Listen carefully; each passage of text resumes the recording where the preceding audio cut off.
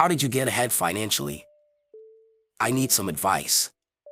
I am working to get myself out of debt, which is $30K student loan, and wanted some ideas on what worked for you on your financial planning journey.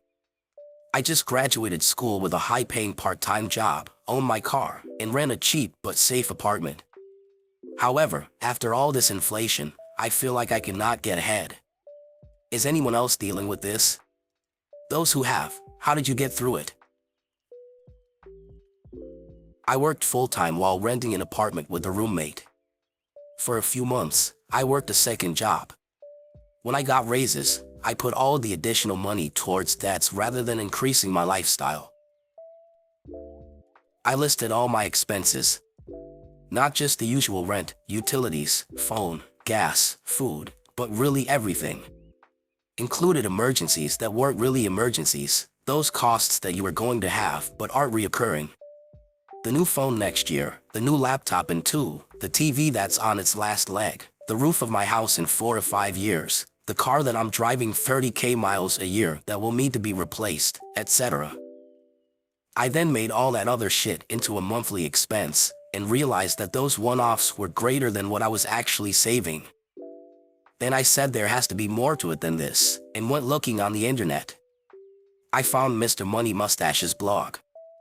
And while I'm not really all about financial independence entirely, I did learn a different way to look at expenses and actionable ways to measure, track, and cut them. From there it became a game. Take my honest-to-myself numbers on paper, and do what I can to change them while sacrificing as little of the good things as I can. Turns out there was a lot of things I could cut or swap without having a real impact on my life. Then I took those savings and made an emergency fund, then threw them mercilessly at debt. I use Mint or personal capital to help me understand my situation. I track everything, and over the years I know it's helped me be effective at saving and managing expenses. Also, when you make more money, learn to buy assets with it, such as real estate, stocks, etc. Credit card debt is a huge milestone. Just $5,000 at 28% interest is over $100 a month in interest. That interest stops people from saving and often results in them falling farther and farther behind and paying more and more interest. A half a lifetime of paying interest instead of earning it is the difference between a lifetime of scraping by and a bit of security. I always like the idea of pay yourself first. My retirement is always funded first, followed by a separate savings account. The rest goes into a checking account for everything else. Bearing a financial disaster, if you spend less than you make, you'll never go broke. That isn't to say you have to live like a miser. When I landed my first big boy job, I was still subletting a room for $350 a month, but splurged $2,000 on a gaming laptop. I paid for it with cash and still have it 8 years later. I graduated with around $65,000 in student debt. 9 years later, I'm debt-free with a net worth of $260K. My number one advice, as you grow your income, keep your costs flat and use the difference to either pay your debt off faster or invest. This is referred to as avoiding lifestyle inflation, but I won't specifically urge you to focus most on the big, recurring costs, your housing and your vehicle.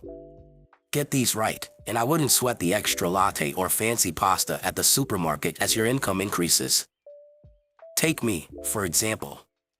I make $140,000. It's a good salary, but in my VHCOL city, I could easily blow most of it on a luxury apartment and flashy car. That'd look and feel nice, but I wouldn't be getting ahead. Instead, I continue to live with multiple roommates and pay less than $1,000 per month, and plan to continue doing so until I buy a property of my own. I drive a paid-off, unimpressive car that I bought used 6 years ago for just over $10,000. These decisions alone are saving me $2,000 every month, and that's extra I can invest on top of already maxing out my 401k, IRA, and HSA. It sounds like your current housing arrangement and car are already fairly economical.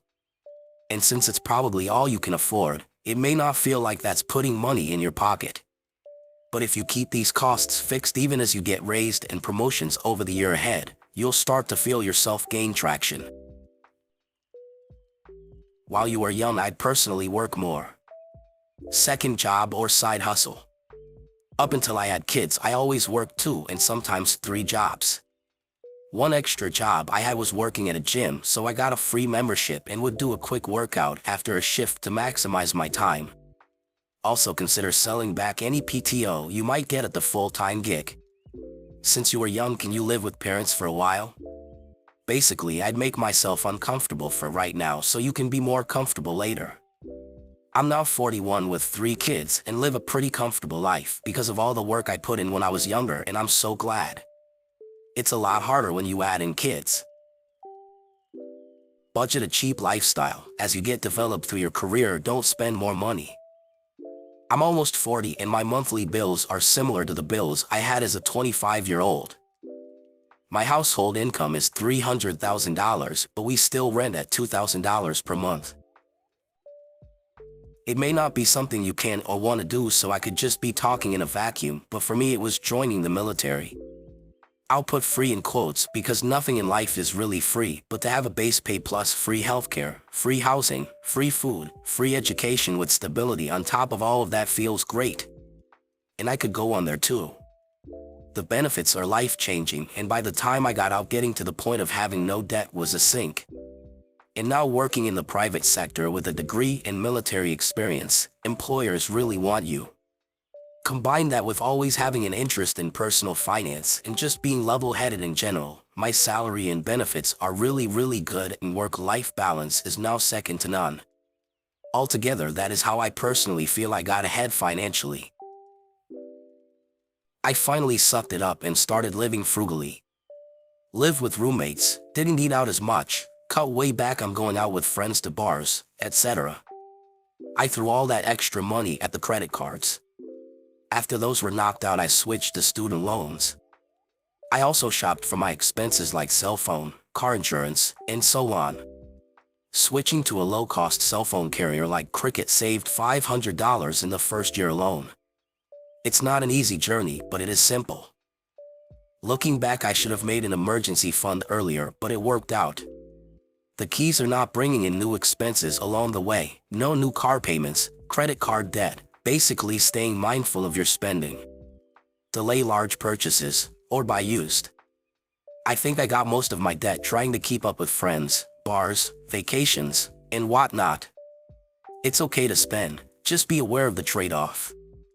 Now I have the real freedom to travel and spend when they're dealing with the realities of putting off dealing with debt. The last point I'd say is, if your company offers a 401k match, contribute at least enough to get the match. I know when you're paying off debt, the inclination may be to throw all the money you can at it. In this case, by foregoing the match, you're actually giving up part of your salary or compensation. I bought a house, a crappy, tiny, horrible POS, and fixed it enough to live in it for a few years to save money. For reference, this place was under $80,000 and the average price in the area was $350,000. Now it is around $500,000. We were there for several years and saved a ton of money and bought a much better home in the best school district in the area. We were also able to max retirement and dump $10,000 into each $529 for my kids. Small crappy homes are better than renting and still accumulate equity. The utilities are less, and as long as you don't have something major happen, you will survive.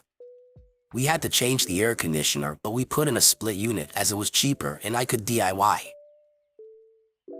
Never spend more than you can afford. Save and invest. Don't try to keep up with the Jones. Cook your own meals.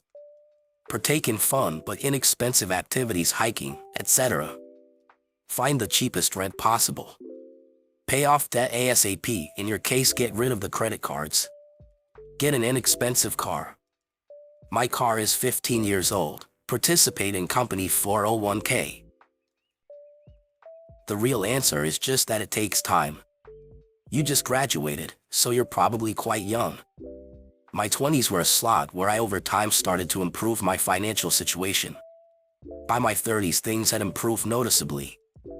It's just chipping away at it over a sustained period of time. During that time, you'll also be increasing your income, which helps to accelerate it.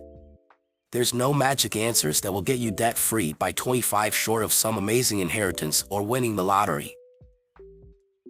It's not how much you make, it's how much you save. I automatically put away a large chunk every check in a savings account I don't look at. I don't waste money on coffee, breakfast, lunch at work, expensive dinners, going drinking.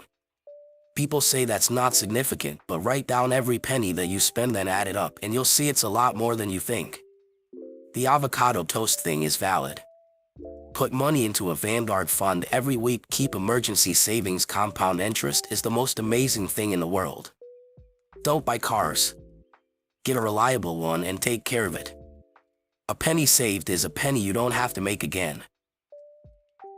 Getting ahead eventually needs to become a numbers game. What comes in must be more than what goes out. There are many ways to make this happen, but it's a balancing act of getting your income up, managing your time properly, managing your expenses, and still finding ways to enjoy life. It takes time, and it does work as long as you're persistent. The most important part of this all, however, is having a long-term vision to provide the motivation that will be necessary to get you through the marathon of it all. FYI, over 10 years ago my wife and I were flat broke newlyweds. $50K of debt and had no clue how to get ahead. It was a mindset change that we shifted to, and today we have a net worth over 1M. Granted, I am in a high-paying career, so this helped, but we never changed that mindset even to this day. Thanks for being with us. What are your thoughts on these comments? Is there something that you are doing differently? What would you like to hear from us in the coming videos? See you in the next one.